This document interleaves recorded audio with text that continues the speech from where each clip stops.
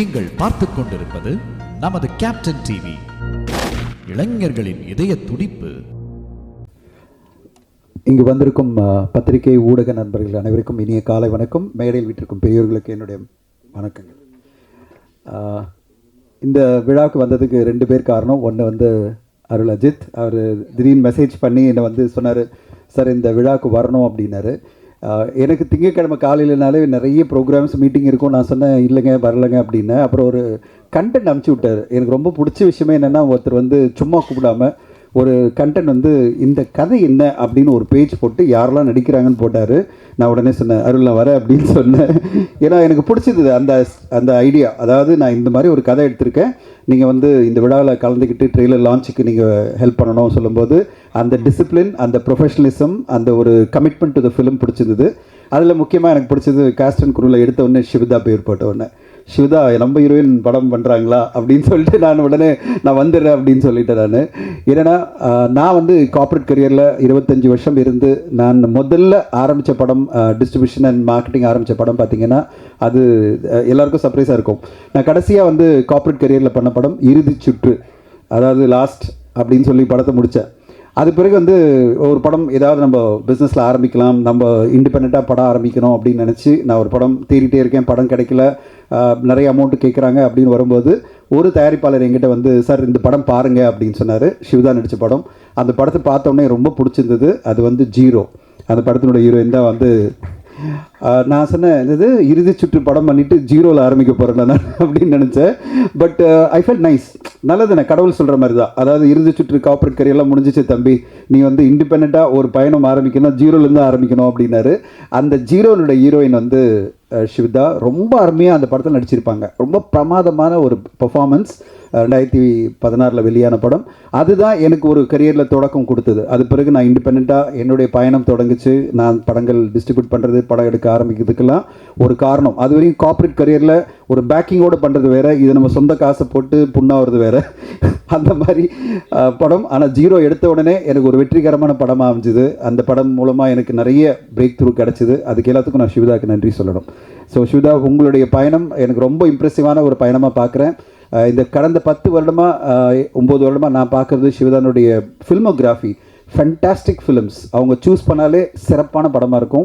மலையாளமாக இருந்தாலும் சரி, தமிழாக இருந்தாலும் சரி, அற்புதமான படைப்புகள் அவங்க சூஸ் பண்ணுவாங்க.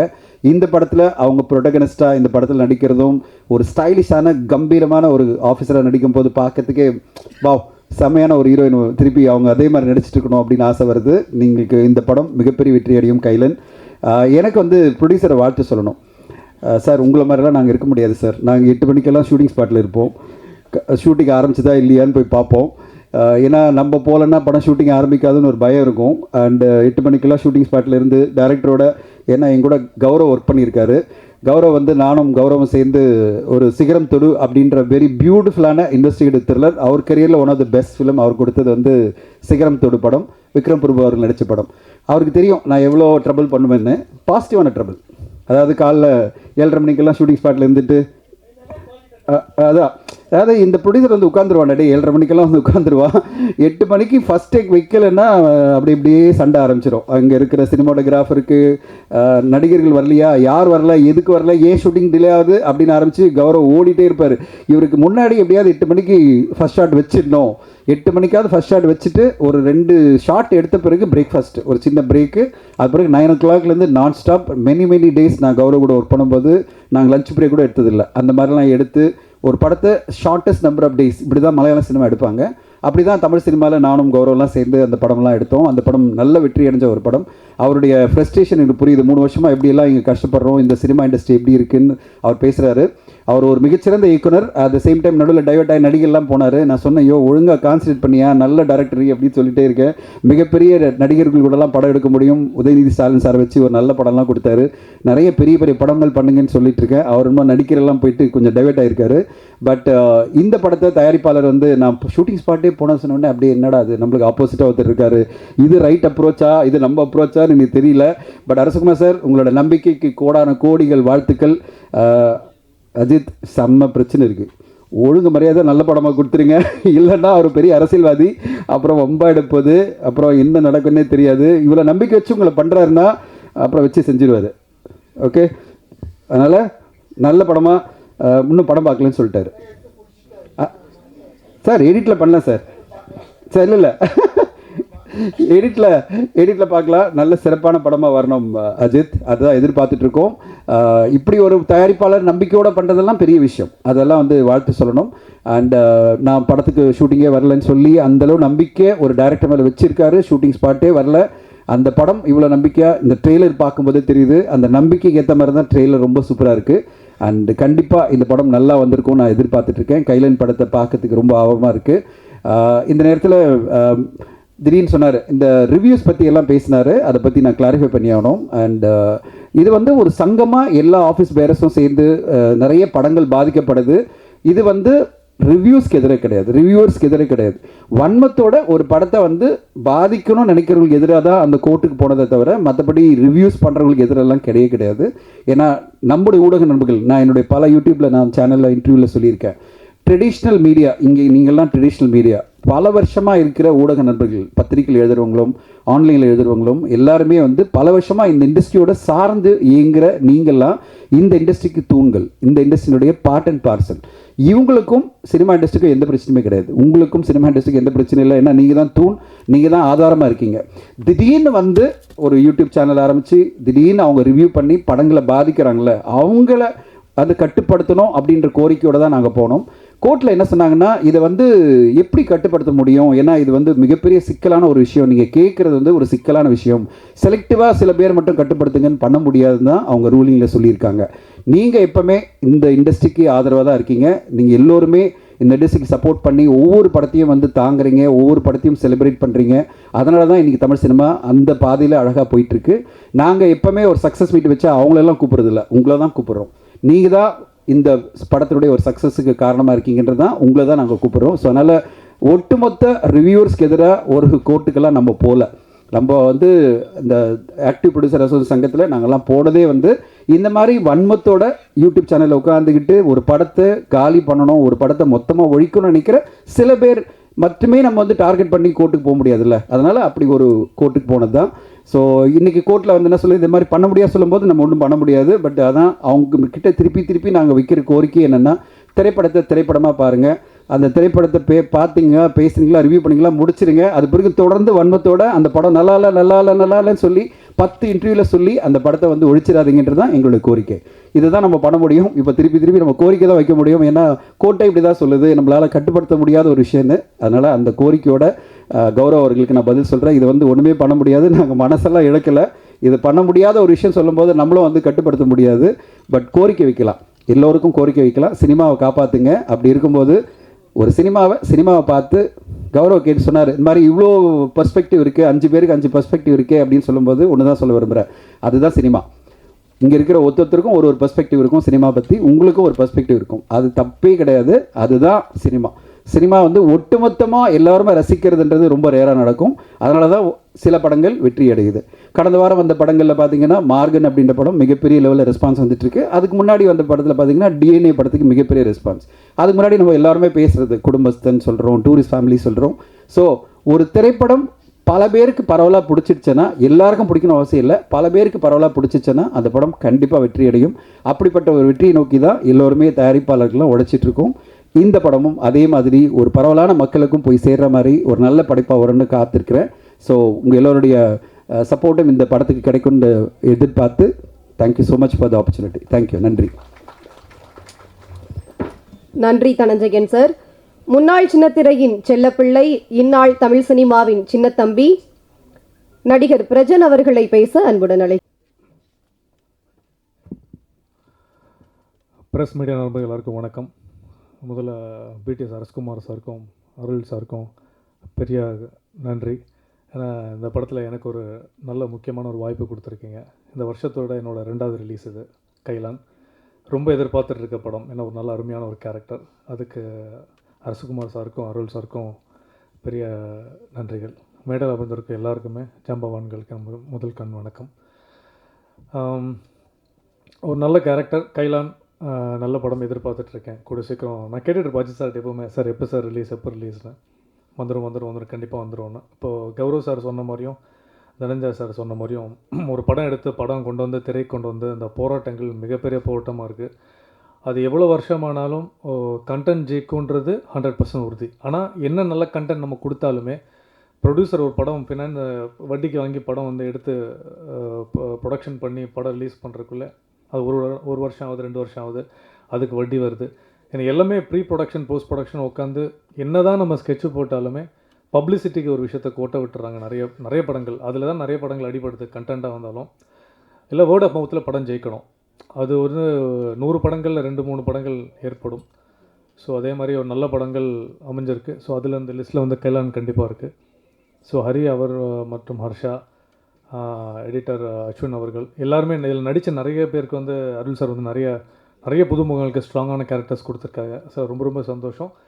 என்ன நடந்தாலும் எவ்வளோ படங்கள் வந்தாலும் அஜித் சார் எவ்வளோ படங்கள் நடித்தாலும் டைரக்ட் பண்ணாலும் சரி, இது மாதிரி அப்கமிங் நிறைய ஆக்டர்ஸ்க்கு நிறைய கதாபாத்திரங்கள் கொடுக்கணும். ஸோ வேண்டிகிட்டு இருக்கோம். அப்புறம் சிவதா அவர்களுக்கு ஸ்பெஷல் கங்க்ராச்சுலேஷன்ஸ். ஏன்னா நிறைய படங்கள் வந்து அவங்க தேர்ந்தெடுத்து நடிக்கிறாங்க. ஸோ அதில் இந்த படங்கள் வந்து வித்தியாசமான படமாக வரட்டும். ஏன்னா நாங்கள் எல்லாமே இந்த கூட்ஸ் ட்ரெயின் மாதிரி ஃபாலோ பண்ணிட்டு வரோம். இந்த படம் ஜெயிச்சா நிறைய பேர் அவருக்கும் நிறைய ப்ரொடக்ஷன் கம்பெனி வரும், எங்களுக்கும் நல்ல வாய்ப்புகள் அமையும். ஸோ ரொம்ப சந்தோஷமாக இருக்குது. கௌரவ் சார் சொன்ன மாதிரி இந்த படத்தோட ட்ரெய்லர் கடைசியில் ஒரு கண்டென்ட் இருக்குது. போராடினா மட்டும்தான் வாய்ப்புகள் கிடைக்கும்ன்று அது எல்லா விதத்திலும் அடங்கும். அது ஸோ வாய்ப்புள்ளது நன்றி. அன்பேசுவோம். கைலான் படம் ஹிட் நோக்கி நாங்கள் தேங்க்யூ. பிரஜன் அவர்களுக்கு நன்றி. தமிழ்துறை பேராசிரியர், சிரிக்க வைத்து பேசுகின்ற பேச்சாளர், எழுத்தாளர் முனைவர் திரு ஞானசம்பந்தன் அவர்களை பேச அன்புடன் அழைக்கிறோம்.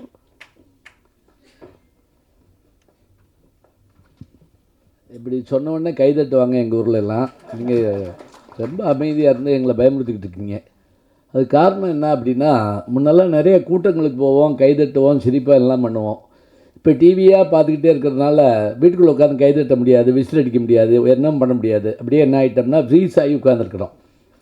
அனைவருக்கும் வணக்கம். உங்களுக்கு தான் முதல் வணக்கம். உங்களுக்கு சொன்ன உடனே 2-3 கைதட்டு சத்தம் கேட்டது, மிக்க நன்றி. இந்த அருமையான படத்தில் புதுமுகங்கள் நிறையா நடிச்சிருக்காங்கன்னு சொன்னாங்க. நானும் புதுமுகம் தான். நான் இடத்தால விருமாண்டியில் வந்து கமல் சார் அவர்கள் திரைக்கதை எழுதுகிறப்ப நான் அதில் அந்த கதை சொல்கிறதுக்கு மதுரை மொழிக்காக நான் வந்தேன். திடீர்னு நீங்கள் நடிக்கிறீங்களான்னு கேட்டார். நான் நடுங்கி போனேன். ஏன்னா அது மாடு பிடிக்கிற படம். நான் பாட்டுக்கு சரின்னு சொல்லி நீ 2 மாட்டை பிடினா நம்ம கதி என்ன, நம்ம சிலபஸ்லேயே கிடையாது அதெல்லாம். நான் பயப்படுறதை பார்த்துட்டு அவர் சொன்னார், கவலைப்படாதீங்க, நான் மாட்டை பிடிக்கிறேன், நீங்கள் எப்போவும் மேலே மைக்க பிடிங்கன்னாரு. பட் அந்த டீலிங் எனக்கு ரொம்ப பிடிச்சிருந்தது, ஒத்துக்கிட்டேன். இன்றைக்கி வரைக்கும் ஒரு 50 வரைக்கும் வந்துட்டேன் சார். பாக்கியராஜ் சார் 50 படம் வரைக்கும் வந்துட்டேன். அவருக்கு சிரிப்பு வருது. ஏன்னா நானும் அவரு இப்போ தான் ஒரு வெப்சீரிஸில் நடிச்சுட்டு வந்தான்.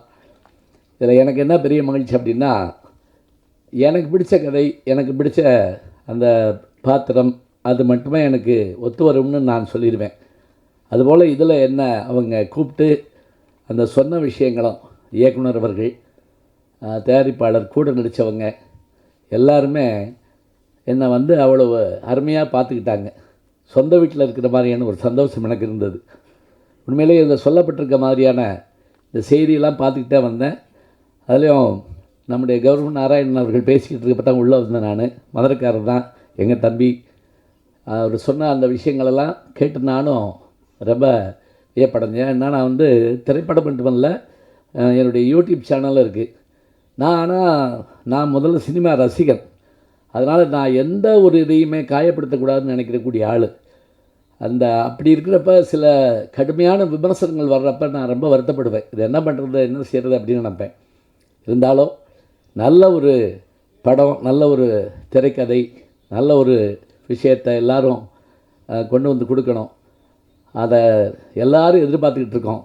இப்போ முக்கியமாக சொல்கிறதா இருந்தால், மக்கள் தான் தீர்மானிக்கிறாங்க. தேர்தல் மாதிரி தான் திரைப்படங்களும் இருக்குது. அதனால் இந்த படம், இதில் சொல்லப்பட்டிருக்க இந்த முன்கதை சுருக்கம் மாதிரி கொடுத்துருக்குறாங்க. அதை படிக்கிற போதே எல்லாருக்கும் ஒரு ஆர்வம் வந்துடுது.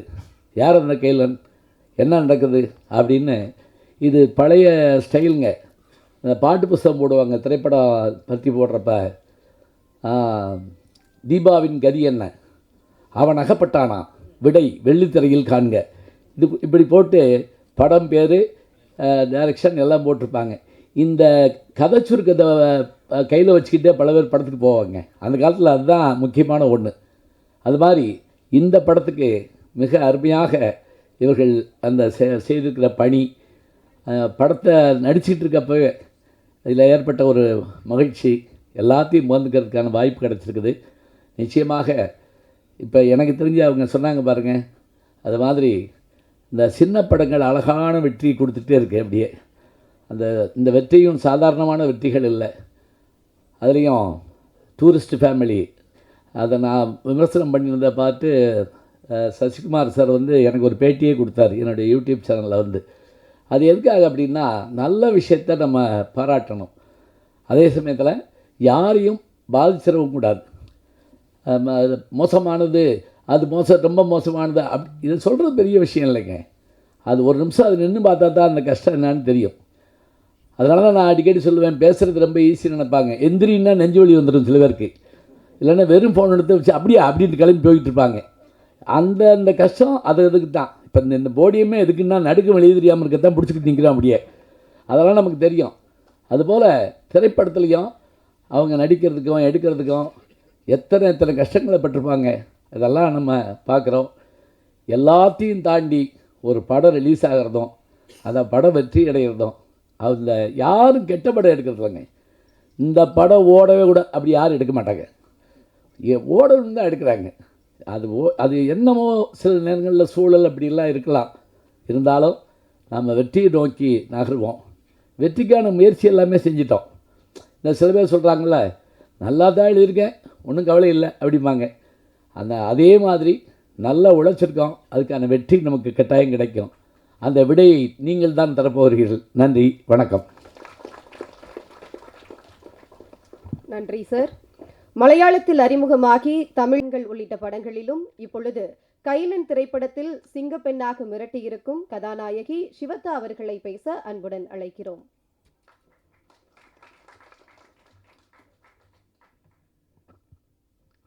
ஸ்ரீ குருபியோ நமஹா. அனைவருக்கும் வணக்கம்.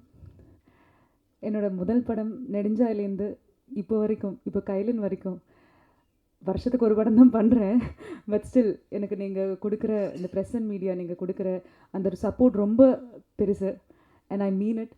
ஸோ இந்த படத்துக்கும் இந்த கைலன் திரைப்படத்துக்கும் எங்களோட காஸ்ட்டுக்கும் இந்த க்ரூக்கும் இந்த ஒரு படத்துக்கும் உங்களோட எல்லாரோடையும் சப்போர்ட் இருக்கும்னு அந்த ஒரு நம்பிக்கையோட தான் இப்போ நான் இந்த மேடையில் நின்றுட்டுருக்கேன். இந்த படம் வெளியில் வரும்போது எல்லோரும் சொன்னாங்க, மேடையில் பேசும்போது சொன்னாங்க, like there is a pain behind every ரிலீஸ்னு. I've seen a director struggle for it. நம்ம ப்ரொடியூசர் அவ்வளோ சப்போர்ட் பண்ணி I've seen them struggle for it. So இந்த ஒரு ஸ்ட்ரகிள், இதோட பெயின் அதோட ரிலீஸ் ஆகும்போது அது மிகப்பெரிய வெற்றியாக இருக்கும்னு நம்புகிறேன். ஸோ ஆஸ் யூஷுவல் தான் உங்ககிட்ட ஒரு ரிக்வெஸ்ட் தான் இருக்குது. இந்த படத்துக்கும் எங்களோட இந்த டீமுக்கும் உங்களோட சப்போர்ட் கண்டிப்பாக தேவை. அது பண்ணுவீங்கன்ற நம்பிக்கை எனக்கு இருக்குது. Thank you so much. நன்றி சிவதா மேம். அடுத்ததாக திரைப்பட இயக்குனர், தயாரிப்பாளர், சிறப்பு விருந்தினர் திரு கே ராஜன் அவர்களை பேச அன்புடன் அழைக்கிறோம்.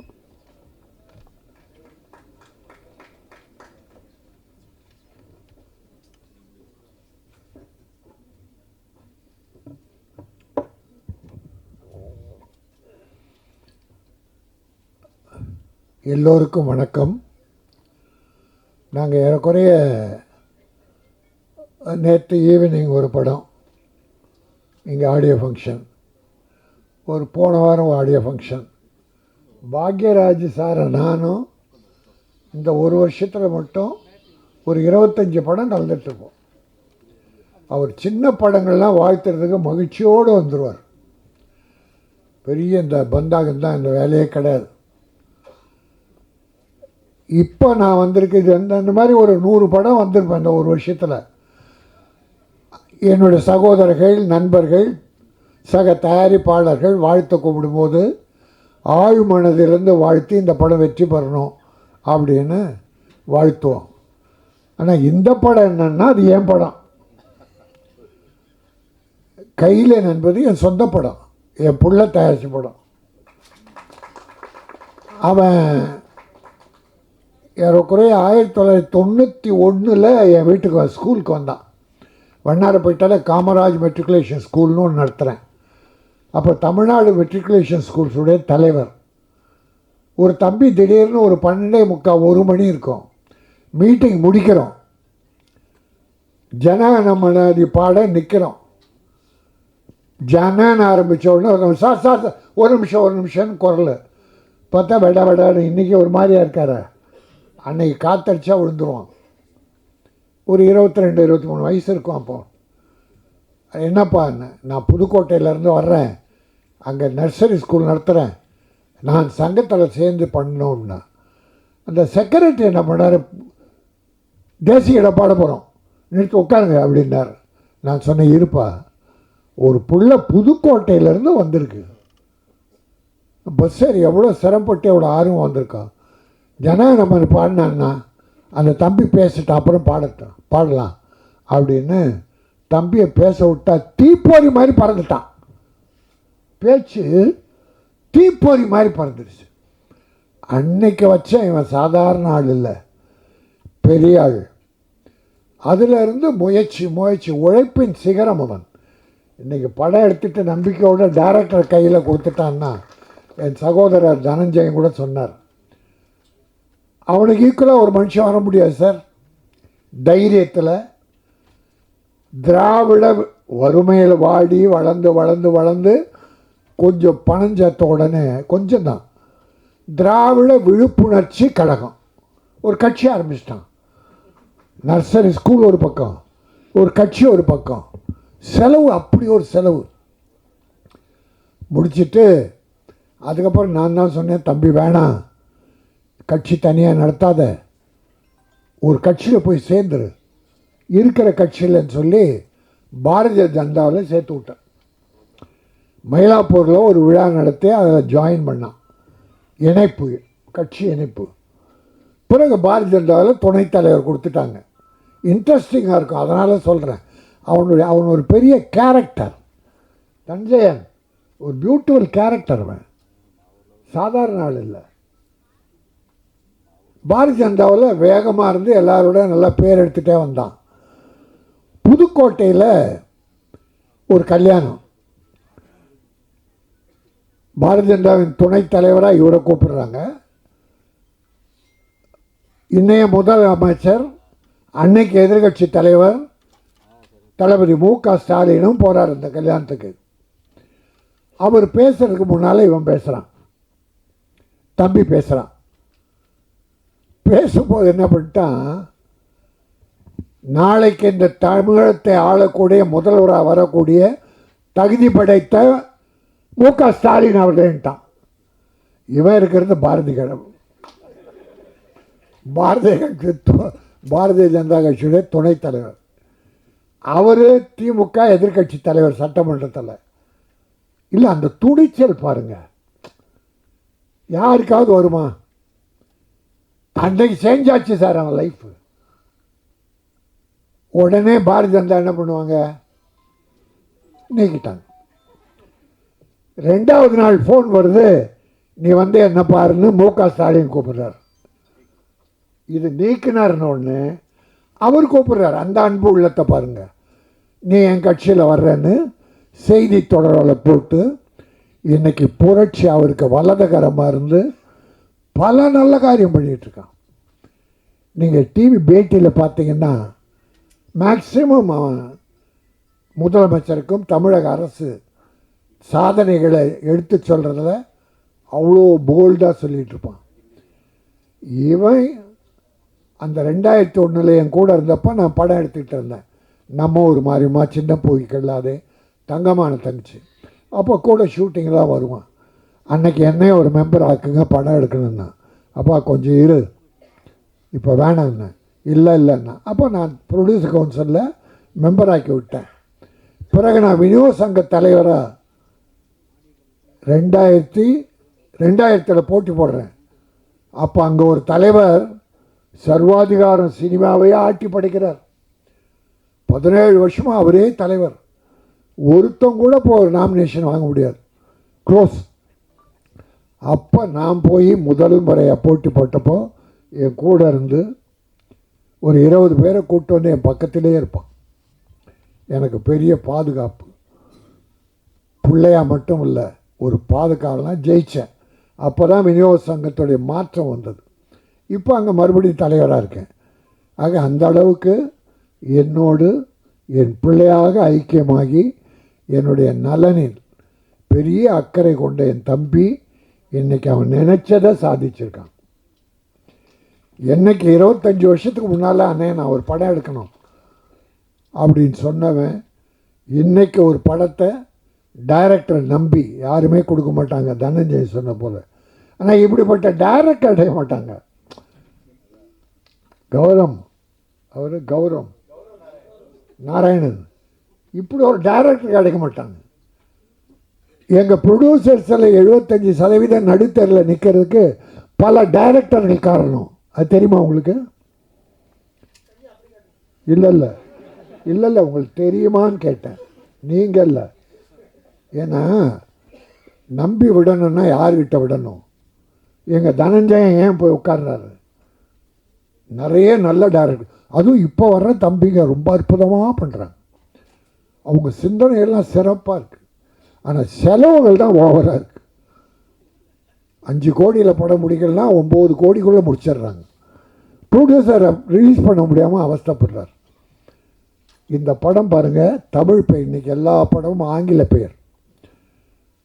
எந்த படம் எடுத்தாலும் ஆங்கிலம் 75% வருது. அன்றைக்கி முத்தமிழறிஞர் டாக்டர் கலைஞர் என்ன பண்ணார்? அப்போ டைட்டில் தமிழில் வந்துக்கிட்டே இருந்தது, இங்கிலீஷில். அவர் பார்த்தார் எப்படி ஒன்றில் திருத்துறதுன்னு. தமிழில் பெயர் வைத்தால் 3 லட்சம் மானியம்னார். சார் எல்லாரும் தமிழுக்கு வந்துட்டாங்க சார், இங்கிலீஷ் காணும் சார். இப்போ இன்றைக்கி பார்த்தா 75% 75% ஆங்கிலத்தில் பெயர் வைக்கிறாங்க. ஆனால் அருமை சகோதரர் அஜித் ஒரு அற்புதமான தமிழ் பெயரை, அதாவது திறமையானவன், நேர்மையானவன், இந்த கையிலே நண்பருக்கு பொருள், நிறைய நல்ல பாசிட்டிவான அர்த்தங்கள் அப்படி வைக்கணும். கம்பராமாயணத்தில் திருக்குறளில் இருக்குது, நிறைய தமிழ் பேர் இருக்குது. அதை விட்டுட்டு ஆங்கிலத்தில் பேர் வைக்கிறாங்க. ஆனால் அந்த இயக்குனரை பாராட்டுகிறேன், நீங்கள் வெற்றி பெறுவீர்கள். இந்த சிறு முன்னோட்டம் காட்டிவிட்டது. ஒரு ஆங்கில படத்தை எப்படி எடிட் பண்ணி காட்டினமோ அந்த மாதிரி காட்டியிருக்கீங்க. அது ஒரு க்ரைம் சப்ஜெக்டாக, த்ரில்லராக, ஏதோ ஒன்று. ஆனால் இன்ட்ரெஸ்டிங்.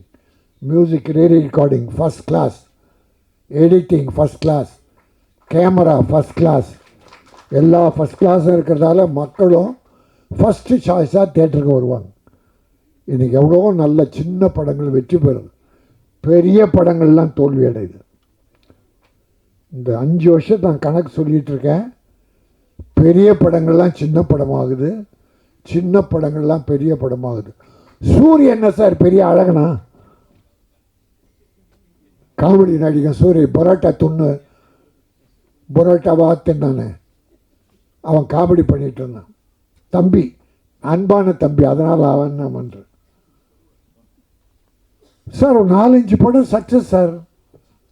என்ன கதை இருந்தது, அதில் குடும்பம் இருந்தது, கிளாமர் கிடையாது, வல்கர் கிடையாது, குரூப் டான்ஸ் கிடையாது, ஒரு பெரிய ஃபைட்டு கிடையாது, கதை இருந்தது, நல்ல குடும்ப கதை இருந்தது. அதனால் கதைகள் கிராமத்தில் கொட்டி கிடக்கு சார், ஒவ்வொரு வீட்டில் இருக்குது சார், வீதியில் இருக்குது சார். என் அருமை தம்பிகள் வர்ற டைரக்டர்ஸ் தமிழ் பண்பாடு குறையாத, தமிழ் கலாச்சாரமிக்க படங்களை எடுங்க. இப்போ நிறைய குடி பெருகிடுச்சு, அராஜகம் அதிகமாகிடுச்சு, கொலை கொள்ள அதிகமாகுதுன்னு எல்லாரும் கத்துறாங்க. நடக்குது, 1-2 நடக்குது. அதுக்காக சட்டம் ஒழுங்கு ஒன்றும் கெட்டு போல, வழக்கமாக நடக்கிற மாதிரி நடக்குது. அது குடி போதையும் ஒரு காரணம். இன்றைக்கி பல டைரக்டர்ஸ் பெண்கள் ஹீரோயினை குடிக்கிறத காட்டுறான் சார். நிறைய படத்தில் சார் ஹீரோயினை குடிக்கிறா சார். அது தயவுசெய்து வேண்டி கேட்டுக்கிறேன், பெண்கள் தான் இந்த குடும்பத்தை காப்பாற்றுற தெய்வங்கள். புருஷன் எப்படி அப்படி கெட்டு போனால் கூட தாய்மார்கள் தான் நம்ம குடும்பத்தை காப்பாற்றிட்டு இருக்காங்க, குழந்தைகளை காப்பாற்றுறாங்க, படிக்க வைக்கிறாங்க. அதனால் வர்ற டைரக்டர்ஸ், சமுதாயம் இன்னைக்கு கெட்டு போகுது. இப்போ பாரு, 5-6 நாளாக ஒரு போதை, ஒரு சினிமா போதை ஓடிக்கிட்டு அது போட்டோம். ஆனால் நல்ல கொள்கை உள்ள படங்களை அற்புதமாக எடுங்க. இந்த படம் அற்புதமாக தூய்மையாக தமிழ் பண்பாட்டை சொல்லக்கூடிய ஒரு த்ரில்லர் என்பதை சொல்லி ஒரு சின்ன விஷயம், தனஞ்சயன் ஏன்னா சிஎம்மோட இருக்கிற என் தம்பி பிடி அரசகுமார், பாக்யராஜ் எல்லாருக்கும் ஒன்றே ஒரு வேண்டுகோளை வைக்கிறேன். 200 கோடி 300 கோடி 100 கோடி சம்பளம் வாங்கி 500 கோடியில் படம் எடுக்கிற படத்துக்கும் வேலை செய்கிற தொழிலாளருக்கு அந்த 1500 2000 5000 சம்பளம். இந்த படம் எவ்வளோன்னு கேட்டேன், 2 கோடி. நியாயமான செலவு. தப்பு? அற்புதம் தம்பி. எத்தனை நாள் ஷூட்டிங் கேட்டேன், 34 நாள். பிரமாதம். அதை விட ஒன்றும் குறைச்சி பண்ண முடியாது. இதை வேலை செய்தாங்க தொழிலாளி, 2 கோடி மொத்தத்தை படம். எவ்வளோ சம்பளம் கொடுத்தோம்? அந்த 300 கோடியில் தயாரிக்கிற படம் வேலை பார்க்குறாங்க தொழிலாளி, 100 கோடி 200 கோடி சம்பளம் வாங்குற ஹீரோ, அந்த தொழிலாளிக்கும் இதே சம்பளம். இந்த 2 கோடியில் படம் எடுக்கிறவங்களும் ஒரே சம்பளம். சரி, 500 கோடியில் எடுத்த படம் தேட்டரில் போகும்போது 150 ரூபா டிக்கெட்டு, 100 ரூபா டிக்கெட்டு. இந்த கையிலனுக்கும் 200 ரூபா 100 ரூபா டிக்கெட்டு, 150 ரூபா. எப்படி ஏழைங்க படம் பார்க்க வருவாங்க இந்த படத்துக்கு? அதனால் மாண்புமிகு தமிழக முதல்வரை இதை நான் ஒரு ஒரு ஒரு ஏதோ தவறாக சொல்லலை, ஒரு வேண்டுகோளாக, தொழிலாளிக்கு இப்போ இருக்கிற சம்பளம் இருக்கட்டும், இந்த 300 கோடி 400 கோடி படத்தை கொஞ்சம் ஏற்றி கொடுங்க. சினிமாவில் சின்ன படங்களுக்கு 60 ரூபா டிக்கெட்டு 80 ரூபா டிக்கெட்டு அப்படி ஆக்கினா ஏழைங்க உள்ளே வருவாங்க, படம் பார்ப்பாங்க. அப்போ சின்ன ப்ரொடியூசர் வாழ்வாங்க. இப்போ என் தம்பி இந்த படம் ஜெயிக்கும், போட்ட பணம் வரும், அவன் திரும்பி இன்னொரு படம் எடுப்பான். அவன் தொடர் இனிமே படத்தை விட மாட்டான். படம் எடுப்பான், சாதிப்பான், மிகப்பெரிய ப்ரொடியூசர்ன்ற பேர் எடுப்பான். நான் அவன் கூட சின்ன வேஷத்தில் நடிப்பேன். கொடுப்பியா? இந்த கைலன் மிகப்பெரிய வெற்றி பெற வேண்டும். இதில் நடித்தவர்கள் பாருங்கள், நிறைய படத்தில் ஹீரோயினிங்க வரவே மாட்டாங்க ஆடியோ ஃபங்க்ஷனுக்கு. இதில் நடித்த நடிகர்லாம் வந்திருக்காங்க. உங்களை நான் வாழ்த்துகிறேன். போகணும் படம், நீங்கள் நடித்த படம்னா அந்த ப்ரமோஷனுக்கு போகணும். ஹீரோ நான் போக மாட்டேன், அதுக்கு பணம் கேட்குறாங்க சார். சம்பளம் வாங்கிறது டப்பிங்கு முன்னால் சம்பளம் வாங்கிடுறான். ப்ரொடியூசரை கேடு கட்டாலும் பரவாயில்ல, எனக்கு நீ டப்பிங்கு முன்னால் பணத்தை விட்டுன்னு வாங்கிடுறான். ப்ரொமோஷன் கூப்பிட்டா அதுக்கு 5 லட்சம் 10 லட்சம்னு கேட்குறாங்க சார். இந்த அக்கிரமெல்லாம் ஒழியணும், நல்லது நடக்கணும், சினிமா செழிக்கணும், ஆடியன்ஸுக்கு நல்ல படங்களை கொடுக்கணும். அந்த வரிசையில் கைலன் மிகப்பெரிய வெற்றி பெற்று சாதனை படைக்கணும். என் தம்பி பிடி அரசகுமார் அரசியல்வாதியாக மட்டுமல்லாமல் ஒரு நல்ல தயாரிப்பாளர்கள் வளரும். என்னுடைய வாழ்த்துக்கள். நன்றி, வணக்கம். வாழ்த்துக்களுக்கு நன்றி சார். கைலன் திரைப்படத்தில் முக்கிய கதாபாத்திரத்தில் நடித்திருக்கும் முத்துப்பாண்டி அவர்களை பேச அன்புடன் அழைக்கிறோம். இருக்கும் பெரியவங்க அத்தனை பேருக்குமே வணக்கத்தை சொல்லிக்கிறோம். பத்திரிகை நண்பர்கள் அனைவருக்கும் வணக்கம். இந்த படம் வாய்ப்புகள் எல்லாருமே எல்லா இயக்குநர்களும் கொடுக்குறாங்க. ஒவ்வொரு கட்டத்திலையும் அடுத்த கட்ட நகர்வுகளுக்காக எங்களை போன்ற நடிகர்கள் முயற்சி பண்ணிகிட்ருக்கோம். வாய்ப்பு கிடைச்சதுக்கப்புறம் நிறைய பேர் சூழ்நிலைகள் மாறுறாங்கலாம் சொல்கிறாங்க. இன்றைக்கு வரைக்கும் அந்த இயக்குனர் சார் மிகப்பெரிய ஒரு நன்றி சொல்லணும். எத்தனையோ கஷ்டங்கள் இருந்தாலும் ஒவ்வொரு நேரமும் அந்த படத்தை செதுக்கிட்டு இந்த மாதிரி தான் சொல்லிட்டு அவ்வளோ இந்த படத்துக்கு யூனிட்டியாக இந்த டீம், ஆக்டிங்கில் இருந்த டீம், மேடம்லாம் கேரளா போவாங்க, திருப்பி உடனே வரணும் அப்படின்னா அந்த டீம் ஒர்க் பண்ணாங்க. எல்லாருமே அதை நாங்கள் பார்த்தோம். இதில் அந்த என்ன சொல்கிறது, கேரக்டரேஷன்ஸ் ஒன்று கொடுத்துட்டு ஒரு விஷயம் பண்ணும்போது எங்களுக்கே பயங்கர ஒரு இன்ட்ரெஸ்டிங். சார் முழுசாக கொஞ்சம் சொல்லுங்கள் சார் அந்த லைன் அப்படின்னா, இல்லை சார் இதை மட்டும் நீங்கள் பண்ணுங்கள் அப்படிம்பாரு. இப்போ ட்ரெய்லர் பார்க்கும்போது பார்த்தா வேறு மாதிரி இருக்குது ஒரு விஷயமா. ஏன்னா அந்தந்த கதாபாத்திரங்களுக்கு தகுந்த மாதிரி ஒரு சின்ன ப்ளே பண்ணார் சார். கடைசி வரைக்குமே ஒரு அந்த மெயினான விஷயங்களை மட்டும் சொல்லிவிட்டு ஒரு ப்ளே பண்ணிகிட்டே இருந்தார். சார் நாங்கள் நிறைய படங்கள்லாம் பண்ணிக்கிட்டு தான் சார் இருக்கோம், சொல்லுங்கள் அப்படின்னாலும் அதில் ஒரு சின்ன சஸ்பென்ஸ் மெயின்டைன் பண்ணிகிட்டே இருப்பார். கடைசியில் அது டைட்டில் வரைக்கும் அப்படி தான் மெயின்டைன் பண்ணி வச்சுருக்கார். ஸோ இந்த படம் வந்து கண்டிப்பாக நிறைய பேரோட உழைப்பு இதில் வந்து கொட்டி கிடக்கு. இங்கே பேசின நிறைய விஷயங்கள் எல்லாரோட கவனத்துக்கும் சேர்ந்து இது வந்து ஒரு பெரிய வெற்றி படமாக அமையணும்னு நான் ரொம்ப வேண்டி விரும்பி கேட்டுக்கிறேன் எல்லாருக்கும். பத்திரிக்கை நண்பர்கள் நிறைய இதில் வந்து அப்கமிங் ஆர்டிஸ்ட்லாம் வந்து நல்ல கேரக்டர்ஸ் பண்ணியிருக்காங்க. இதில் வந்து இவங்க அருண் தம்பி, அதுக்கப்புறம் இந்த சிந்து அவங்க இன்னொருத்தவங்க விஜய் மேடம், இவங்க எல்லாருமே வந்து கூட வந்து ஒர்க் பண்ணும் போதெல்லாம் பார்த்தீங்கன்னா கேரக்டர் அவ்வளோ அப்சர்வ் பண்ணி அவ்வளோ டயலாக் டெலிவரியெல்லாம் வந்து தெளிவாக பண்ணியிருந்தாங்க. அப்புறம் ஒவ்வொரு படத்துக்கும் வந்து இதில் ஒரு நன்றியை நான் பகிர்ந்துக்கணும்னு நினைக்கிறேன். இந்த கிளாஸ்மேட்ஸு, குலசாமி இந்த மாதிரி படங்களுக்கெல்லாம் போய் பாக்கியராஜ் சார் வந்து நாங்கள் போய் பேசுவோம், சார் நீங்கள்லாம் வரணும் சார் அப்படின்ட்டு. ஒவ்வொரு விஷயத்தையும் நானும் இதே ப்ரெஸ் மீட்டில் வந்து நிறையா வந்து மற்ற படங்கள் நண்பர்கள் நடித்த படங்கள்லாம் வரும்போதெல்லாம் வந்து பார்க்கும்போது கூட எந்த இதுக்குமே ஒரு இது பண்ணாமல் அந்த திரைத்துறை மேலே வந்து நாங்களாம் சின்ன வயசுலேருந்து பேஷனேட்டாக பார்த்து வளர்ந்தவங்க. அங்கே போய் நேரில் வீட்டில் பேசினாலும் சரி, இங்கே வந்து பேசினாலும் சரி, அதே அன்போட எல்லா பேரும் வளரணும்னு நினச்சி இன்றைக்கும் அந்த ஈடுபாடு குறையாமல் வந்து பண்ணும்போது சார் உங்களை பார்த்து இங்கே இருக்கிறவங்கெல்லாம் பார்த்து அடுத்தடுத்த தலைமுறைகளுக்கு வர்றவங்களுக்கும் எங்களால் முடிஞ்ச எல்லா விஷயத்தையும் நாங்களும் சப்போர்ட் பண்ணுவோம் சார் வளர்ந்து வரும்போது.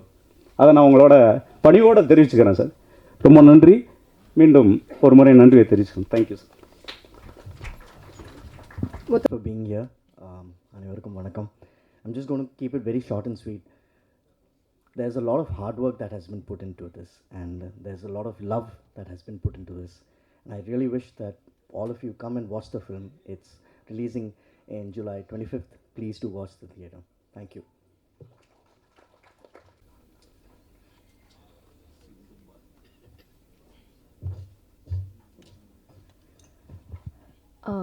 எல்லாருக்கும் வணக்கம். இன்றைக்கி வந்து ரொம்ப முக்கியமான ஒரு நாள் எங்கள் எல்லாருக்குமே, அண்ட் ரொம்ப ஸ்பெஷலான ஒரு நாள். இன்றைக்கி கைலனோட ட்ரெய்லர் அண்ட் July 25th இந்த படம் ரிலீஸ் ஆகுது. எல்லோரும் சொன்ன மாதிரி நிறையா ஹார்ட் ஒர்க், நிறைய பேரோட பேஷன் அண்ட் லவ் இந்த படத்தில் இருக்குது. அண்ட் எனக்கு இன்னும் கொஞ்சம் ஸ்பெஷல்னு சொல்லலாம். பிகாஸ் எல்லா ஆக்டர்ஸுக்குமே ஒரு கனவு இருக்கும் பொதுவாக. நம்மளை வந்து பெரிய ஸ்க்ரீனில் பார்க்கணுன்ற ஒரு கனவு எனக்கு. நான் ஒரு 2-3 படம் பண்ணியிருக்கேன். அண்ட் இப்போது வந்து ஒரு சாலிடான ஒரு கேரக்டர் கொடுத்து ஒரு ஸ்க்ரீன் ப்ரெசன்ஸ் கொடுத்து வர படம் எனக்கு படம் கைலன் தான். ஸோ அதுக்கு I am very very thankful to the director. And audition பண்ண போனப்போ எனக்கு பெருசாக ஒர்க் எக்ஸ்பீரியன்ஸ்னு இல்லை. அது எதுவுமே பார்க்காம ஃபுல்லாக ஆடிஷன் மட்டும் பார்த்து ஓகே இவங்களால பண்ண முடியும்ன்ற ஒரு நம்பிக்கையோடு எனக்கு இந்த ரோல் கொடுத்ததுக்கு ரொம்ப thanks sir, Ajith sir. And my extended gratitude to the producer sir. Thank you for making me part of this film. And everyone who I worked with, thank you so much for being so kind and so generous. உண்மையிலே ரொம்ப ஸ்பெஷலான co-actors. And உங்களுக்கு கண்டிப்பாக படம் பிடிக்கும்னு நம்புகிறேன். Thank you so much.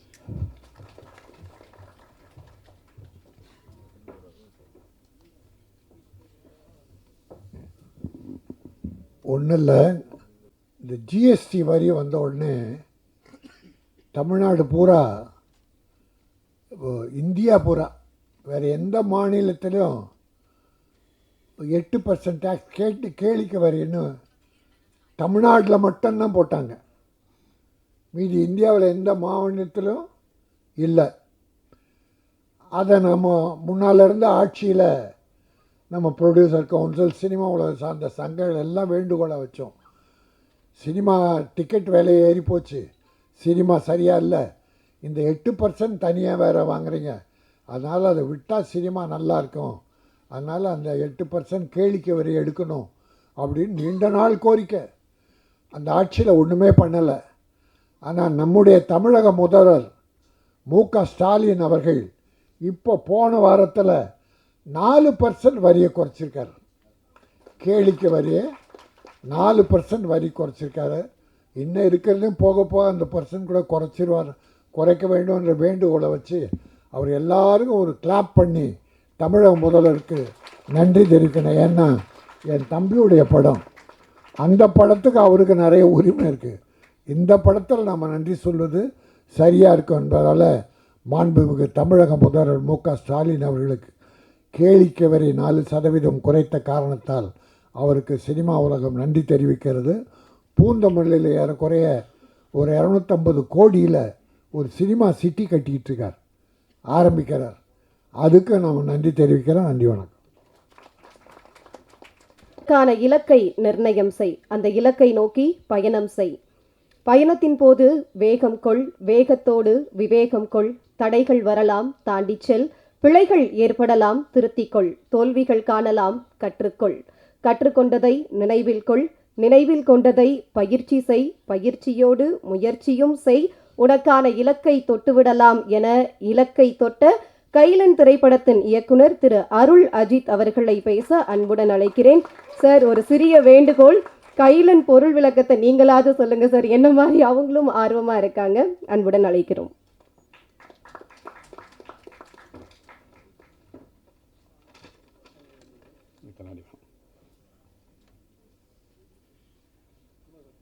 Praise the Lord.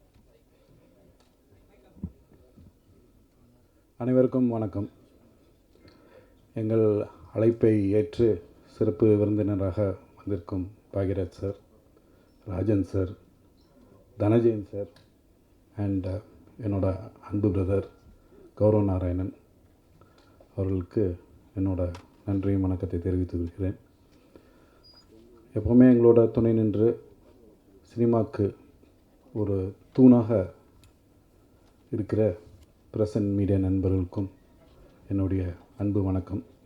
மற்றும் இங்கு வருகை தந்து இந்த ட்ரெய்லர் வெளியீட்டு விழாவை கரெக்டாக நடத்தி முடிச்சதுக்கு சப்போர்ட் பண்ண அனைத்து நல்லுள்ளவங்களுக்கும் குடும்பத்தாருக்கும் அனைவருக்கும் வணக்கம். கைலன் எல்லா உதவி இயக்குனரும் எவ்வளோ திறமையாக இருந்தாலும் இல்லை எந்த ஸ்கூல்லேருந்து வந்தாலும் அவரை அறிமுகப்படுத்துறதுக்கு ஒரு தயாரிப்பாளர் இல்லை என்றால் அந்த இயக்குனர் வெளியே வரவே மாட்டார். உலகத்துக்கு அவர் தெரியாமல் போயிடுவார். அந்த மாதிரி என்னை நம்பி இந்த படத்தை கொடுத்த பாசத்துக்குரிய அண்ணன் வி.டி. அரசகுமார் அவர்களுக்கு என் வாழ்நாள் முழுதும் நான் கடமைப்பட்டிருக்கிறேன். I am very grateful sir. என்ன அப்படின்னா, சார் சொன்ன மாதிரி தான், டே 1லேருந்து முடிக்கிற வரைக்கும் சார் ஒரே ஒரு நாள் தான் வந்தார். So the complete production, executive production எல்லாமே நான் என் டீமோடு சேர்ந்து ஹேண்டில் பண்ணி இந்த படத்தை முடித்து நான் அவருக்கு இன்னும் போட்டு காமிக்கல படத்தை. ஸோ நெக்ஸ்ட் வீக் நான் போட்டு காமிச்சிடுவேன். ஸோ அந்த மாதிரி ஒரு நம்பிக்கை சாருக்கு என் மேலே. ஸோ அந்த நம்பிக்கையை நான் கண்டிப்பாக காப்பாற்றிருக்கேன்னு நினைக்கிறேன். ஏன்னா இந்த படம் பயங்கர ஹார்ட் ஒர்க். ஏன்னா எங்களுக்கு என்றைக்குமே நான் ஒரு ப்ரொடியூசரோட டைரக்டராக இருக்க தான் ஆசைப்பட்றேன். ஏன்னா அவங்க கஷ்டப்பட்டு நமக்கு ஒரு காசு தராங்க, நம்மளை நம்பி ஒரு படத்தை எடுக்கிறதுக்கு ஒரு வாய்ப்பும் கொடுக்குறாங்க. ஸோ அது நம்மளோட வாழ்க்கை. ஸோ அதை நம்ம சரியாக காப்பாற்றினா தான் மற்ற ப்ரொடியூசரும் நம்மளை நம்பி பணம் போடுவாங்க, ஒரு நல்ல படத்தை நம்மளால் உருவாக்க முடியும். ஆனால் சார் வரவே இல்லை அப்படிங்கிறதுக்காண்டி இஷ்டத்துக்கு நாங்கள் பட்ஜெட் அந்த மாதிரிலாம் இது பண்ணல. ரொம்ப கிளியராக படம் ஆரம்பிக்கிறதுக்கு முன்னாடியே ரொம்ப கிளியராக பிளான் போட்டு இவ்வளோ நாள் தான், இதுக்கு மேலே 5 பைசா நீங்கள் தர வேணாம் அப்படின்னு சொல்லி நான் ப்ராமிஸ் பண்ணி தான் அந்த படத்தை எடுத்தேன். அதே மாதிரி இன்க்ளூடிங் ப்ரொமோஷன்ஸ் எல்லாமே சேர்த்து அந்த பட்ஜெட்குள்ளே நான் படத்தை முடிச்சு கொடுத்துட்டேன். அதே மாதிரி குவாலிட்டி நாங்கள் காம்ப்ரமைஸே பண்ணல, ரொம்ப கஷ்டப்பட்டு இந்த படத்தை எடுத்திருக்கோம். அண்டு ஓகே, கைலன் அப்படிங்கிறது மீனிங் நான் சொல்லிடுறேன். நிறைய பேர் கேட்டுகிட்டே இருந்தாங்க. இது சங்க காலத்து பேர். கைல் அப்படின்னா தவறே செய்யாதவன், அதாவது 0 எரர்ஸ். அது இந்த படத்துக்கு பொருந்தும். ஏன்னா கிளைமேக்ஸில் ஒரு சர்ப்ரைஸ் இருக்குது. ஸோ அதனால் அதுக்கு ஏற்ற மாதிரி தான் இந்த பெயரை வச்சுருக்கோம். கைலன் அப்படின்னு சொன்னால் த பர்ஃபெக்ஷனிஸ்ட், அதாவது தவறே செய்யாதவன், நிலையானவன், சாதிப்பவன், அந்த மாதிரி ஒரு நிறையா பேர் இருக்குது. இது ஒரு பழைய தமிழ் பேர். கண்டிப்பாக வந்து சார் வந்து ஒரு நல்ல பேச்சாளர், ஒரு தமிழ் ஆர்வலர் கூட. ஸோ அதனால் நாங்கள் வந்து கண்டிப்பாக தமிழில் தான் வைக்கணும். நானும் அப்படி தான், ஏன்னா நானும் மதுரையிலேருந்து தான் வந்திருக்கேன். ஸோ அதனால் அதுவும் எனக்கு இந்த தமிழ் பற்று எல்லாமே வந்து எனக்கும் இருக்குது. ஸோ அந்த படத்தை நம்ம வந்து ஆரம்பித்தப்போ சாருக்கு வந்து ஒரு சின்ன இது சொன்னார். தம்பி, நீங்கள் ஒரு கமர்ஷியல் படம் கொடுக்குறீங்க, ரைட், ஓகே, மக்களுக்கு வந்து ஒரு என்டர்டெயின்மெண்ட், பட் ஏதாச்சும் ஒரு சின்ன மெசேஜ் முடிஞ்சால் நீங்கள் வந்து, அதாவது முடிஞ்சால் ப்ரீச்சியாக இருக்கக்கூடாது, பட் படத்தோட படமாக ஏதாச்சும் ஒரு நல்ல விஷயம் சொல்லணும். ஏன்னா நம்ம வந்து ஒரு பப்ளிக்காக நம்ம வந்து போகிறப்போ சின்னதை ஏதாச்சும் நீங்கள் சொன்னீங்கன்னா அது வந்து ஒரு பெனிஃபிட்டாக இருக்கும். பட் நான் கம்பல் பண்ணல அப்படின்னு சொன்னார். பட் லக்கிலி இந்த ஸ்கிரிப்டில் வந்து அந்த மாதிரி ஒரு சில விஷயங்களுக்கு, ஒரு பிஸ்னஸ் இதுக்கு ஒரு ஹெல்ப் பண்ணுற, அதாவது அவங்களோட ஒரு வணிகர் அந்த மாதிரி ஒரு பொறுப்பில் இருக்கிறவங்களோட ஒரு பாதுகாப்பு எப்படி இருக்குங்கிறத ஒரு சின்னதாக ஒரு மெசேஜோட ஒரு கமர்ஷியலாக ஒரு இன்வெஸ்டிகேட்டிங் த்ரில்லராக சொல்லியிருக்கோம். அதுமாரி ஒரு நிறைய சர்ப்ரைஸும் இருக்குது உங்களுக்கு கிளைமேக்ஸில். ஸோ நிறையா நான் ரிவீல் பண்ண முடியாது. ஸோ இந்த படத்துக்கு யார் வந்து ஆப்டாக இருப்பா அப்படிங்கிறத அடுத்த முடிவுக்கு வந்தோம். ஸோ அப்படின்னு பார்க்கும்போது எல்லாருமே வந்து நிறையா வந்து இவங்கள இது பண்ணலாம், அவங்கள இது பண்ணலாம் அப்படின்னு சொன்னாங்க. அப்புறம் எனக்கு என்ன ஒரு தோணுச்சு அப்படின்னு சொன்னால், எல்லாம் மோஸ்ட்லி இன்வெஸ்டிகேட்டிவ் த்ரில்லர் பார்த்திங்கன்னா மேல் டாமினேஷன்லேயே வந்துகிட்டே இருந்துச்சு. ஸோ அதனால் நாங்கள் என்ன டிசைட் பண்ணோன்னா, 2 மெயின் கேரக்டர்ஸ் வேணும் அப்படின்னு சொல்லி இருந்தப்போ என்னோடய ஃபஸ்ட்டு ஆப்ஷன் வந்து ஷோதா மேம் தான். ஏன்னா நான் வந்து அவங்கள அதே கண்கள்லாம் பார்த்துருக்கேன். ஸோ அவங்க பெஸ்ட்டாக ஆக்டிங் அவார்டு வாங்கியிருக்காங்க, ஆக்ட்ரஸ் அவார்டு வாங்கியிருக்காங்க. அதேமாரி நெடுஞ்சாலை சார், தனஞ்சயன் சார் சொன்ன மாதிரி 0, அந்த மாதிரி, அதாவது அந்த மாதிரி ஆக்ட்ரஸ் உங்களுக்கு இருந்தாங்கன்னா, நான் எந்த டைரக்டர்னாலும் எந்த வேலையினாலும் இந்த இவ்வளோ நாளில் செய்ய முடிஞ்சால் தாராளமாக செய்யலாம். ஏன்னா கண்டினியூஸாக ஷூட் போச்சு. அதாவது நாங்கள் இவ்வளோ ஷார்ட்டாக முடிக்க முடிஞ்சுன்னு ஒரே ரீசன் என்னென்னா, அவங்க வந்து ஆல்மோஸ்ட் நிறையா நாள் வந்து தூங்காமல் கண்டினியூஸாகவே ஷூட் பண்ணியிருக்காங்க. ஸோ அதனால தான் இந்த படத்தை இவ்வளோ சீக்கிரமாக முடிக்க முடிஞ்சிச்சு. அதனால் I am very grateful to her, ஏன்னா இந்த படத்தை முடிச்சு கொடுத்ததுக்கு. ஏன்னா அவங்க ஒவ்வொரு தடவையும் கேரளாலையும் ஷூட் போயிட்டு திருப்பி இங்கே வந்து மார்னிங் வந்தவொடனே ஷூட் முடிச்சு திருப்பி நைட்டு 4 o'clock வரைக்கும் ஒர்க் பண்ணி கொடுத்துட்டு போனாங்க. ஸோ அதனால் she is very professional and ஒரு amazing human being. First of all settle இருக்க எல்லாத்தையும் நல்லா பார்த்துக்குவாங்க, எல்லாமே கேட்பாங்க, எவ்ரி டைம் வந்தாலுமே எந்த ஆட்டிடியூட் இருக்காது. அவ்வளோ சிம்பிளான ஒரு பர்சன், அவ்வளோ எங்களுக்கு ஈஸியாக இருந்துச்சு. அதே மாதிரி அடுத்த லீட் வந்து அஃப்கோர்ஸ் ரம்யா. அவங்களால இன்றைக்கி இங்கே சென்னையில் இதெல்லாம் இல்லாதனால அவங்களால பார்ட்டிசிபேட் பண்ண முடியல. அவங்களுக்கும் ஒரு ஜேர்னலிஸ்ட்டாக அவங்க வந்து ஒரு சீஃப் எடிட்டராக பண்ணியிருக்காங்க இந்த படத்தில். ஸோ அவங்களும் வந்து she is a very good actress, அவங்களுக்கு எல்லாத்துக்குமே தெரியும். ஸோ அதனால் அவங்களும் இந்த படத்துக்கு பெஸ்ட் எஃபர்ட்ஸ் கொடுத்துருக்காங்க. அதே மாதிரி மற்ற ஆர்டிஸ்ட் அப்படின்னு பார்த்திங்கன்னா மனோபாலா சார் நாங்கள் ரொம்ப மிஸ் பண்ணுறோம். ஏன்னா அவர் சாகிறதுக்கு ஒரு 3 weeks முன்னாடி கூட நான் அவரோட டைம் ஸ்பெண்ட் பண்ணிகிட்டு இருந்தேன். So we miss you sir, அது ரொம்ப பெரிய ஒரு இழப்பு எங்களுக்கு. அதே மாதிரி ஞானசம்பந்தம் சார் இந்த படத்தில் ஃபினான்ஸ் மினிஸ்டராக பண்ணியிருக்காங்க. ஸோ அதனால் ஒரு சின்ன நையாண்டி ப்ளஸ் ஒரு நல்ல ஒரு சீரியஸான ரோலாக மிக்ஸ் பண்ணி பண்ணியிருக்காங்க, ஒரு அருமையான ரோல். அதேமாதிரி கோபிநாத் சார் அவர் பண்ணியிருக்காங்க, அவங்களும் ரொம்ப அருமையான ஒரு கேரக்டர் ரோல் பண்ணியிருக்காங்க. அனுபமா குமார் மேடம் பண்ணியிருக்காங்க, அவங்களாலையும் இன்றைக்கி வர முடியல, அவங்களும் முக்கியமான ரோல் பண்ணியிருக்காங்க. ஸோ அதே மாதிரி இங்கே இருக்கிறவங்க, இதில் வந்திருக்கவங்க எல்லாமே பேசினவங்க எல்லாத்துக்குமே இதில் வந்து ஆல்மோஸ்ட் கொஞ்சம் மீட்டி ரோல்ஸ் தான். எல்லாத்துக்குமே வந்து ஏதோ வந்துட்டு பேசிட்டு போகிறவங்க அப்படி கிடையாது. இன்னொன்று சொல்லணும், இந்த படத்துக்கு 115 பேர் டப்பிங் பண்ணியிருக்காங்க. ஏன்னா அவ்வளோ கேஸ்ட் இருக்குது இந்த படத்துக்கு. ஸோ அதுவே எங்களுக்கு வந்து முடிக்கிறதுக்கு ரொம்ப டைம் ஆச்சு. ஸோ அதனால் எல்லாமே கண்டினியூஸாகவே சேலஞ்சிங்காக தான் போச்சு எங்களுக்கு கம்ப்ளீட்டாக இந்த ஃபிலிம். ஸோ நல்லபடியாக இந்த படத்தை வந்து நாங்கள் வந்து இப்போது முடித்து இப்போ திரைக்கு கொண்டு வரதுக்கு படம் தயாராக ஆகிட்டுருக்கு. 25ஆம் தேதி இந்த படம் வந்து ரிலீஸ் ஆக போகுது.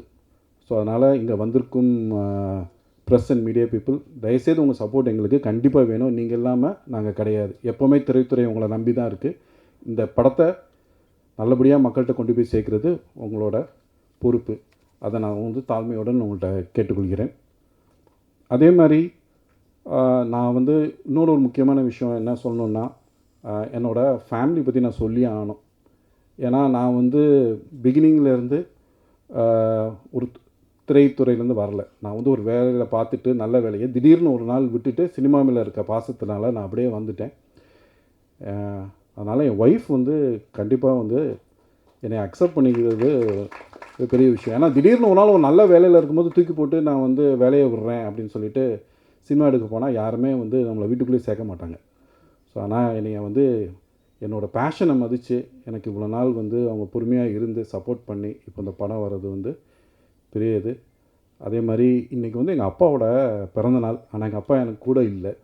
ஆனால் பை லக்கு வந்து இன்றைக்கி இந்த நாள் வந்து எங்கள் அப்பா பிறந்தநாள் அன்றைக்கி ட்ரெய்லரில் அமைஞ்சது வந்து எனக்கு ரொம்ப சந்தோஷம். ஏன்னா எங்கள் அப்பாவோட பிளெஸ்ஸிங்ஸ் வந்து ரொம்ப முக்கியம். அதே மாதிரி எங்கள் அம்மா, என்னோடய பொண்ணு, எங்கள் அக்கா, ஒரு வீட்டுக்காரர் எல்லாமே இங்கே வந்திருக்காங்க சப்போர்ட் பண்ண. எல்லாத்துக்கும் நன்றி. அதே மாதிரி நான் வந்து கூப்பிட்டு இங்கே எல்லாம் பெரியவங்க எல்லாம் வந்ததுக்கும் ரொம்ப நன்றி. இந்த படத்தை சப்போர்ட் பண்ணுங்கள். ஒரு சின்சியர் அட்டெம்ப்ட் பண்ணியிருக்கோம். நல்ல கண்டென்ட் கொடுத்துருக்கோம். கண்டென்ட் உள்ள படம் நல்லா ஜெயிச்சிட்ருக்கு. ஸோ இந்த படமும் கண்டிப்பாக ஜெயிக்கும் என்று நம்புகிறேன். நீங்கள் வாழ்த்தி எனக்கு ஹெல்ப் பண்ணுங்கள், சப்போர்ட் பண்ணுங்கள் எங்கள் டீமுக்கு. அதே மாதிரி இந்த படத்தில் வந்து உழைச்ச என்னோடய டீமை நான் வந்து அறிமுகப்படுத்தணும்னு நான் நினைக்கிறேன். என்னோட கோ டைரக்டர் பிரபாகர், ஃபஸ்ட்டு ஏடி ராஜசேகர், செகண்ட் ஏடி சுரேஷ் தமிழன், கணேஷ்,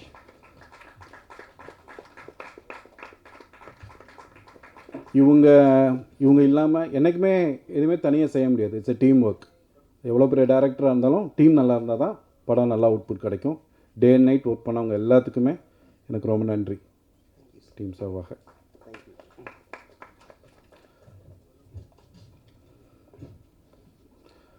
ஸோ இதோட என் உரையை நான் முடித்துக்கொள்கிறேன். மீண்டும் நான் வைக்கிற ஒரே ரிக்வெஸ்ட், மீடியா பீப்புள் வந்து தயவுசெய்து இந்த படத்தை நல்லபடியாக கொண்டு போய் மக்கள்கிட்ட சேர்க்குமாறு தாழ்மையுடன் வேண்டிக்கொள்கிறேன். நன்றி, வணக்கம்.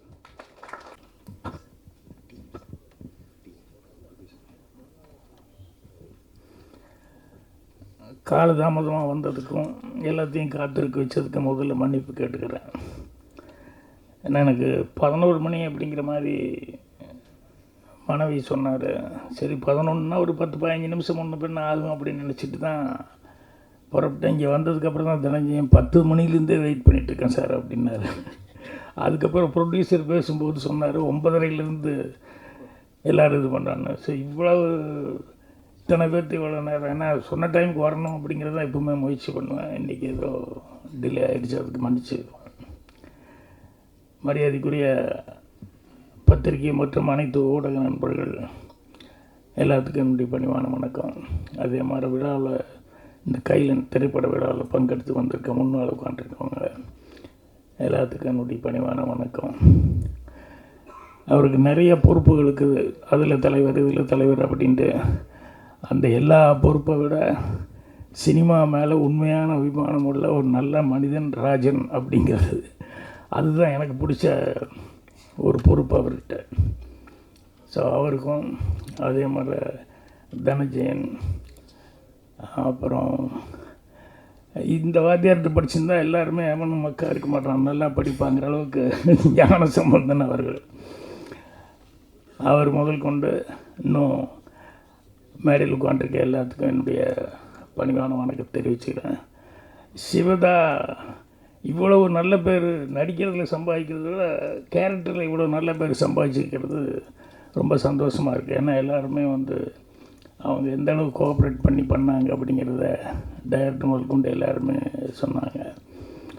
ஸோ அவங்கள மாதிரியே நடிக்கிறவங்க ஹர்ஷா, ஹரி, இன்றைக்கி மியூசிக், அவங்க இன்னும் டெக்னீஷியன்ஸ் எல்லாம் இருக்காங்க. எல்லாத்துக்குமே என்னுடைய அட்வான்ஸு வணக்கத்தையும் அட்வான்ஸ் வாழ்த்துக்களையும் நான் தெரிவிச்சுக்கிறேன். ராஜன் சார் பேசிகிட்டு இருக்கும்போது அவர் உண்மையாகவே தமிழில் அந்த ஆர்வம் இருக்குது. அதில் தமிழ் பேர் வைக்கலையே அப்படிங்கிறத பற்றியெல்லாம் கொஞ்சம் பேசினார். நான் அப்படியே யோசித்தேன், நம்ம ஏதாவது அப்படி தப்பு பண்ணியிருக்கோமா அப்படின்னா. டார்லிங்னு அந்த படத்துக்கு டைட்டில் ஒரு டார்லிங்கோடு விட்டுருந்தா பரவாயில்ல, டார்லிங் டார்லிங் டார்லிங்னு அழுத்தம் திருத்துமா. அது மட்டும் இல்லாமல் அதுக்கப்புறம் டாடி டாடின்னு பாட்டு வேறு, தமிழ் படத்தில் டாடி டாடின்னு பாட்டு, அதில் ஹிந்தியும் பேட்டா பேட்டா மேரா பேட்டான்ட்டு. இப்படி எல்லாம் என்னென்னா சினிமா ஜனரஞ்சகமாக இருக்கிறதுனால ஜனங்களுக்கு பிடித்தமானதாக செய்வோமே அப்படின்னு சொன்னபடிய, மற்றபடி தமிழுக்கு மறுப்பா வேறு ஏதாவது செய்கிறோம் அப்படிங்கிறது அல்ல. ஏன்னா தமிழ் தான் சோறு போட்டிருக்கு. அதனால் அவர் சொல்லும்போது அப்படி நினச்சி பார்த்துக்கிட்டேன். அதுக்கப்புறம் ரொம்ப சினிமாவில் அவசியம் ஊச்சிருக்காருன்னு நினைக்கிறேன் கௌரவ நாராயணன். அவர் பேசும்போது அவர் எரியாமையே சினிமா இன்றைக்கி என்ன சூழலில் இருக்குது அப்படிங்கிறது ரொம்ப சொல்லிக்கிட்டு இருந்தார். அது தனஜெயனா அவருக்கு கவுண்டர் கொடுத்து பதில் சொல்லிட்டு இருந்தார் என்ன இதுன்ட்டு. என்ன ஒன்று அதில் என்னென்னா, சில பேர் வன்மமாக எழுதுகிறாங்க, அது பாதிக்குது அப்படிங்கிறது. என்னை பொறுத்த வரைக்கும் என்னென்னா, அந்த மாதிரி எழுதுகிறவங்கள வந்து இக்னோர் பண்ணிட்டு போகணும், அவ்வளோதான். என்னென்னா, நல்ல படம் எடுத்தால் அதை வந்து ஓடாமல் யாருனாலையும் தடுக்கவே முடியாது. நல்ல படம் போது கண்டிப்பாக வந்து அது ஓடித்தான் தீரும். இப்போ ஒன்றும் இல்லை, ஒரு ஞானசம்பந்த சார் பேசும்போது அந்த டூரிஸ்ட்டு ஃபேமிலியை பற்றி சொல்லிக்கிட்டு இருந்தார். இந்த படம் வந்த நாள்லேருந்து எனக்கு நல்ல படம்னு எல்லாருமே நல்லா இருக்குன்னு சொல்லிட்டு இருந்தாங்க. நான் வெளியூர் அங்கே இங்கேயும் சுற்றிக்கிட்டு ஊராக ஓடிட்டு இருந்ததுனால இந்த படமே சரி இப்போ பார்த்தலான்ட்டு இருந்தேன். கடைசியில் பார்த்தா ஓடிடியில் வந்து இப்போது 5-6 நாளைக்கு முன்னாடி தான் பார்த்தேன்.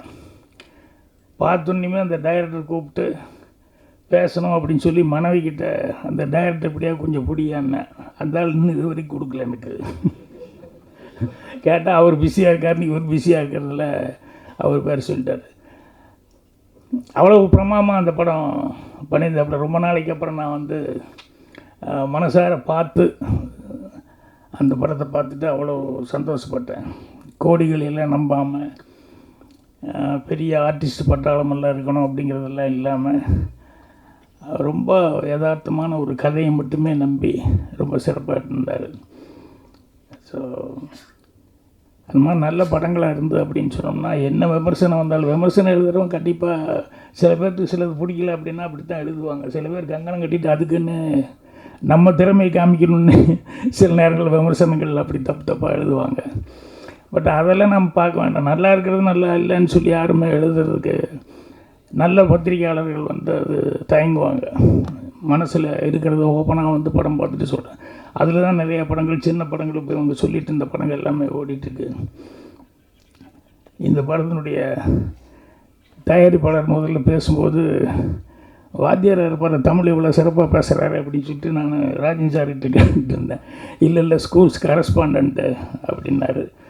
அப்புறம் பார்த்தா அவர் பேசும்போது அவர் நடிக்க வந்ததுலேருந்து ஒவ்வொன்றா சொல்லி இந்த கட்சி அந்த கட்சின்னு இப்போ இந்த கட்சியில் தான் இருக்காருங்கிற மாதிரி கொஞ்சம் நேரம் வரைக்கும் ஒரு சின்ன சஸ்பென்ஸ் இருந்தது. அதுக்கப்புறம் கடைசியில் ஸ்டாலின் அவர்களுக்கு ரொம்ப நெருக்கமான முறையில் டிஎம்கேல இருக்கார் அப்படின்னு. ஸோ அவர் படத்தில் நடிக்க வந்துட்டு படம் எடுக்கும்போது எவ்வளோ ஒரு நம்பிக்கையோட டைரக்டர்கிட்ட ஒப்படைச்சிருக்காரு அப்படின்னு சொல்லும்போது எல்லா டைரக்டருக்கும் அவர் டைரக்டர் ரொம்ப ஃபீல் பண்ணி சொன்னார். எல்லாத்துக்கும் அந்த மாதிரி ப்ரொடியூசர் கிடைச்சிட மாட்டாங்க. ஏன்னா காலையில் டிஸ்கஷன் 7:30 மணி 7:45 ஸ்டார்ட் பண்ணிடுவார் தேவர் ஃபிலிம்ஸில். 7:45 ஸ்டார்ட் பண்ணி டிஸ்கஷன் நடந்துகிட்ருக்கோம். எவனா ஒரு நல்ல சீன் வந்தால் கூட வாட்சை பார்த்துக்கிட்டே இருப்பார் தேவர். அண்ணே ஒரு நல்ல சீன், இருடா மணி 8 தாண்ட போகுது, இன்னும் ஃபோன் வரலையேன்னு பார்த்துருக்கேன், நீ வேறு அப்படிம்பார். டக்குன்னு ஃபோன் அடிச்சிடும், மாப்பிள்ள ஃபஸ்ட் ஷாட் எடுத்துட்டிங்களா மாப்பிள்ள, சந்தோஷம் மாப்பிள்ள அப்படின்னு சொல்லிட்டு நல்லபடியாக எடுங்க அப்படின்னு. ஸோ முதல் ஷாட்டு 8 மணிக்கு எடுத்தே ஆகணும் அப்படிங்கிறது வந்து தேவனுடைய ஒரு இது, எந்த காரணம் உண்டு. அதனால் அந்த 8 மணிக்கு ஃபோனில் வெயிட் பண்ணிகிட்டு இருந்து 8 மணிக்கு ஃபோன் வந்ததுக்கப்புறம் தான் அடுத்தது அவர் நிம்மதியாக வேலை பார்ப்பார். ஸோ அந்த மாதிரி ஒரு ப்ரொடியூசரு. ஆனால் என்ன, அவரை பொறுத்த வரைக்கும் இந்த ஒன் மேன் ஆர்மி மாதிரி ஒன் மேன் ஷோவாகவே இருந்துட்டு போயிட்டார் ஒழிய ஃபேமிலியில் இருக்கிறவங்கள வந்து இந்த சினிமாக்குள்ளே விடாமல் விட்டார். அதனால் அவ்வளோ பெரிய கம்பெனி வந்து பின்னால் வரும்போது பேர் சொல்கிற அளவுக்கு இல்லாமல் போச்சுங்கிறது ரொம்ப வருத்தமாக இருந்தது. அப்புறம் அந்த படம் தமிழ் இன்னொரு தடவை முதலேருந்து படிக்கணும் போல் இருக்கு எனக்கு. இந்த கையிலன்னு பேர் கேட்டது வந்து என்னடா நிறைய படங்களுக்கு தெரிய டைட்டில் இப்போ வைக்கிற டைட்டில்லாம் பார்த்தா எங்கே தேடி எடுத்தோன்னா சங்க காலத்தில் தேடி எடுத்தோம், அதில் எடுத்தோம், இதில் எடுத்தோம்னு சொல்லிட்டு ரொம்ப கஷ்டப்பட்டு தேடி எடுத்திருக்காங்க. அப்புறம் அன்றைக்கே ஒரு தடவை கேட்டுக்கிட்டேன் கையில் என்ன மீனிங் அப்படின்னு சொல்லிட்டு, கவலை இல்லாத மனிதன் அப்படின்ட்டு ரொம்ப நேர்மையானவன் அப்படிங்கிற மாதிரி நிறையா அர்த்தம் சொன்னாங்க. ஸோ எல்லோரும் இந்த படத்தில் பேசினவங்க எல்லோரும் எவ்வளோ கஷ்டப்பட்டுருக்கோம், இந்த படத்துக்காக எவ்வளோ உழைச்சிருக்கோம் அப்படிங்கிறத அவங்க பேசுனதில் வந்து புரிஞ்சுக்கிட்டேன். அதனால் மீண்டும் ஒரு முறை இதில் நடித்தவங்க டெக்னீஷியன்ஸ் எல்லாத்துக்குமே அட்வான்ஸு வாழ்த்துக்கள் வந்து தெரிவிச்சுக்கிறேன். நான் எனக்கு ட்ரெய்லர் அனுப்பிச்சி விட்டார், நீங்கள் வர்றதுக்கு லேட் ஆகுதுன்னு சொல்லி வர்ற வழியில் பாட்டு வந்துடுங்கன்னு. அதில் சாராம்சமாக பார்த்தா போராட்டம் அப்படிங்கிறது தான் மெயினாக இருந்தது. அது இன்னொன்று ரொம்ப இந்த சுருதி சுத்தமாக தமிழில் ரொம்ப அழகாக தொகுத்து வழங்கிட்டு இருந்தாங்க. அவங்களுக்கு ஒரு பாராட்டு தெரிவிக்கணும். ஆமாம், அவங்க நல்லா பேசுகிறாங்களேன்னு பார்த்துக்கிட்டு இருந்தேன். திடீர்னு டைரக்டருக்கு ஒரு இன்ட்ரடக்ஷன் ஒரு கவிதை கொடுத்தாங்க பாருங்க, ரொம்ப பிரமாதமாக இருந்தது. ரொம்ப ரசித்தேன் நான். அது யார் எழுதுனது? நீங்களே? ஐயோ சரி, யார் எழுந்தாலும் ரொம்ப நல்லா எழுந்தீங்க, ரொம்ப நல்லா படிச்சிங்க நீங்கள். அது அந்த டைரக்டருக்கு ஒரு டானிக் கொடுக்குற மாதிரி ரொம்ப இதாக இருந்தது. ஸோ போராட்டம் அப்படிங்கிறது வந்து அதுதான் மெயின் அப்படிங்கிறது புரிஞ்சுக்கிட்டேன். போராட்டம் இல்லாமல் வாழ்க்கை இல்லை. அது போராட்டம்னு சொன்னோடனே என் குருநாதர்லேருந்து ஸ்டார்ட் பண்ணிட்டேன். எங்கள் டைரக்டர் ஃபஸ்ட்டு படம் 16 வயதில் அவர் இந்த மயிலுன்னு ஒரு கதையை வச்சுக்கிட்டு ரொம்ப நாள் அவர் சுற்றாத கம்பெனி இல்லை, போகாத இடம் இல்லை.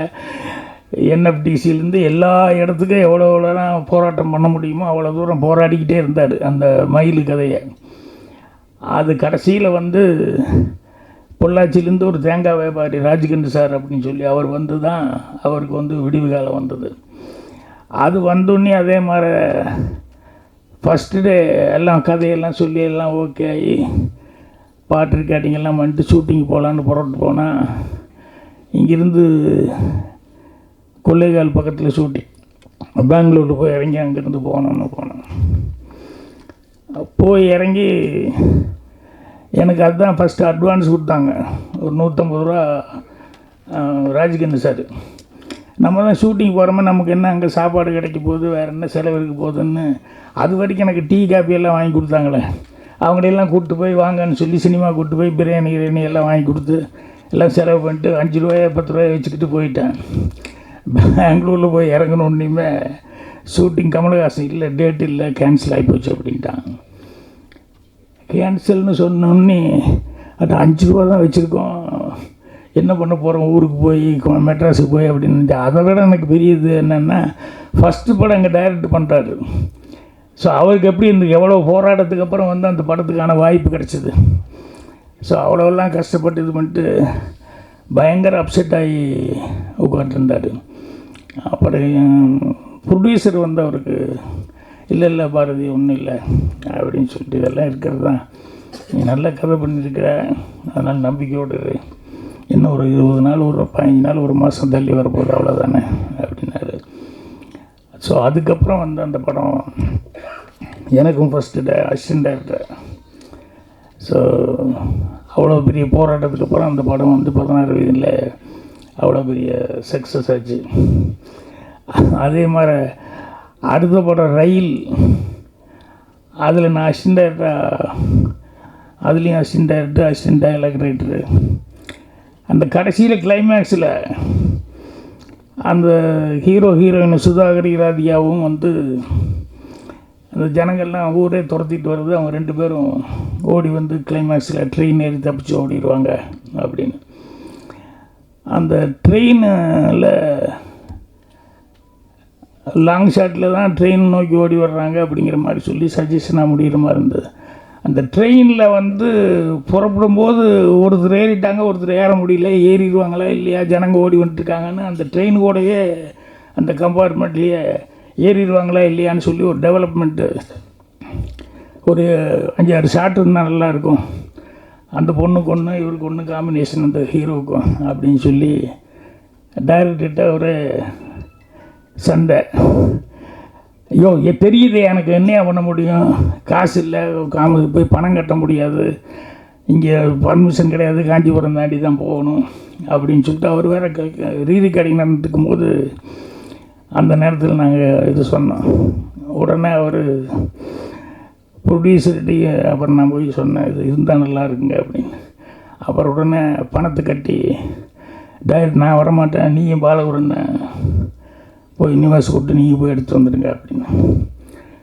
சரின்னு காஞ்சிபுரம் பக்கத்தில் ஷூட்டிங்க்கு அந்த 4 ஷாட் எடுக்கலான்னு சொல்லிட்டு இங்கேருந்து புறப்பட்டு போயாச்சு.